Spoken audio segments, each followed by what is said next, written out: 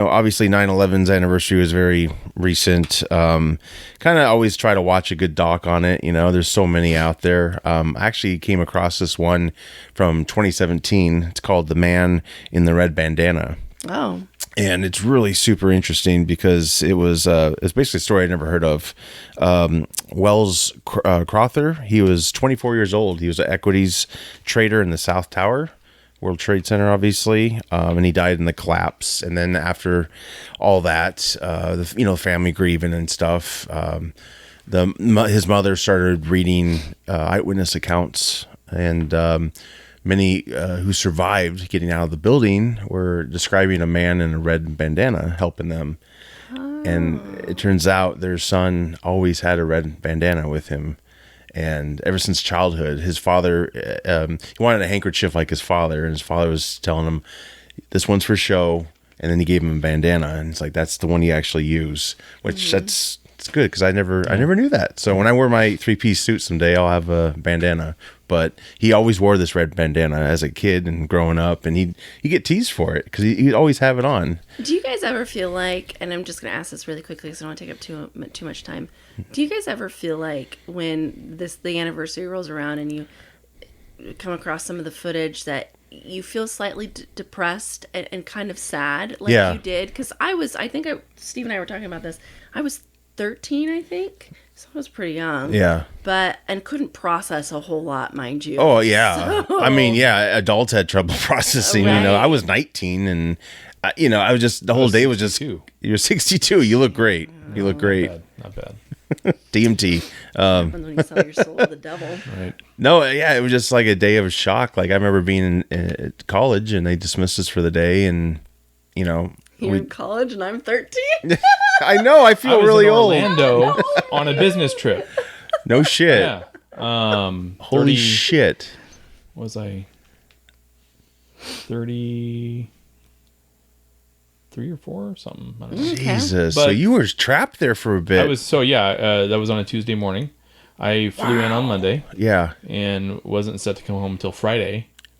And so, I'm watching the news live, ironing my clothes, and all of a sudden, what the hell? I unplug it. I call my wife. I'm like, "Are you awake? Yeah. And are you watching TV?" And she's like, "No, I'm not." And she watches TV, turns it on, and then the second plane hits. Wow. And I mean, and then of course, everything was it was chaos. Yeah. Oh, right? yeah. We go into the office afterwards, and we have a meeting for like a half hour and decide.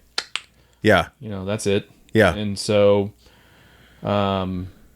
thankfully, Waffle House was 2 doors down from my hotel. Yeah. And I ate there right. 2 meals a day there because nothing else was open. Right. It was crazy town. And I was supposed to come back home Friday. Yeah. And I got home Friday. You did. But that was the first day the airport opened back up.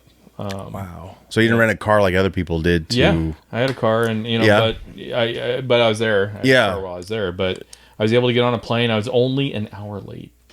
I don't know how I got, because the lines were nuts. Yeah. Army, machine guns, dogs. I mean, the whole thing at Orlando International, and it was crazy town. Wow. Oh, yeah. I mean, and if you all remember, the company, which I won't name the name, that we all met at, they had an office in the World Trade Center, and what was it, a couple hundred employees? Yeah, that day. I was listening to the names being read, and man, that went on for quite some time. Yeah. Not thinking it was going to be quite a long time, but yeah, they said, "Well, I'm sure." All of a sudden, I was like, "What? I'll take it out." I'll take it out. I was just trying to. Yeah, right. They said the company out loud, and I was like, and "Whoa!" I remember on the they would talk about that. Yeah, they had a picture in the lobby and of that one guy, and emails coming out. Yeah. That's just unreal. I remember my daughter asked me about it recently because they were talking about it in school. Yeah. And I just remember the one thing I said to her. I said, it was just a really interesting time because nobody knew like you said, it was chaos. Nobody really knew what was next. Yeah. What does this mean? Right. What's happening? Yep. That was the thing that I couldn't process as a 13-year-old. Right. Are people Yeah, going to adults invade couldn't our process it country? either, yeah. Like, what are we, what are we doing? Like, are we going to have to go hide somewhere in the forest? Yeah. Like, these are just things that you thought about because you didn't know. Right. Yeah, like the malls, the big places, people, were kind of told to stay away at least that first week. But yeah, it was just, and it's so crazy. I can't believe it's, it's been so long. It's been over 20 years. It's insane. And I remember being at DMAC, the first anniversary of it. I got the paper because I wanted to collect it, for the memory. And yeah, my mom has the newspapers yeah. too. Oh, it's just such an unreal time. But yeah, it's just a miracle. Those buildings falling and stuff. It's just, as I was listening to this documentary, it was scary because, the way they were separated, I think the plane went below where he was, and they were able to find a path, another elevator or a stairwell to get down.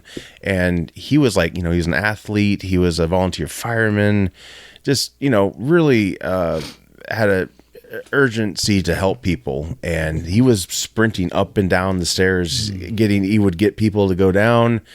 And then he would go back up to get more people. And I guess that's what he kept doing. And he got into the lobby with some other firemen, and they were about ready to go back up. And that's when the buildings fell. So unfreaking real. But just the whole, it gave me it just gave me goosebumps. It's just hard. Yeah. It just gave me goosebumps because it's like I'm envisioning this guy. And I'm like, man, there should be some cool fan art in this guy. Like this is a true hero. Like, and he's got, he's just doing it because obviously you don't want to breathe in the dust and stuff. Right. But yeah, just like what a legacy. He saved 10 to 18 lives, I guess. And his parents were going through his things, and they actually found out that he had an application to join the fire department. He wanted to actually quit his job as a trader and do that. So the fire department actually recognized him as an honorable firefighter, and he's got a plaque, I guess, at one of maybe the station he volunteered at. Maybe, yeah. But it's just unreal. It seems. It just seems like it's a Hollywood story, but it's incredible. I've never heard that story before. Yeah.